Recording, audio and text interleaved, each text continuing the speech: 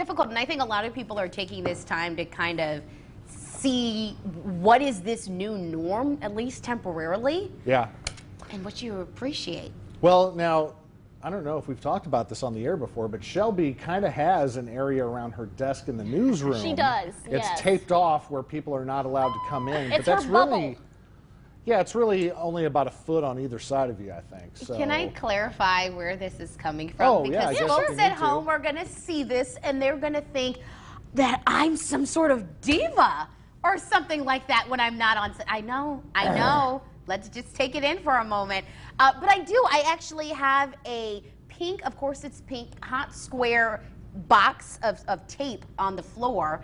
I did not put it there, and it was not my idea. So you're taking a live look. I knew they were going to do that. A live look at my desk. Oh, technology rocks. I did not put that tape on the floor. Actually, producer Andrew Harvey had the idea, and it was executed by director Mark McGregor because people were just approaching me without announcing. You don't You're roll up very on somebody approachable.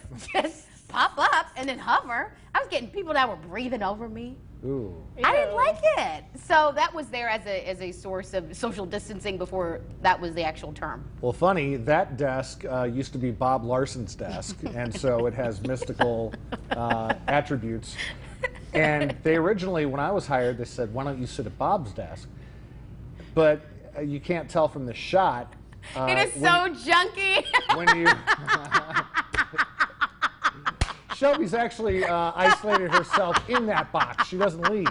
The amount of blankets, I do have blankets. Continue with your story, though. Well, I was just going to say, I refuse to sit there because then your back is to everyone in the newsroom, and I don't do that. You don't play that. I know. I have to see yeah. all exits. I have to have an escape plan, and having your back to people, you can't do that. But you didn't get a choice. See, Molly can just dash out of the studio. Half the time I feel like when you're here, Molly, you're like, I'm just trying to get out of here. I can't believe they took that shot. I will say, like when I first got hired and before I was on the air, I was training with Chris one day and we had like thunderstorms and all three of us, Chris, myself, and Zach, all of us sprinted out of the studio and went outside to take photos and then ran right back in here. See, you have your exit plan as well. Everybody's got their strategy. That's actually very funny.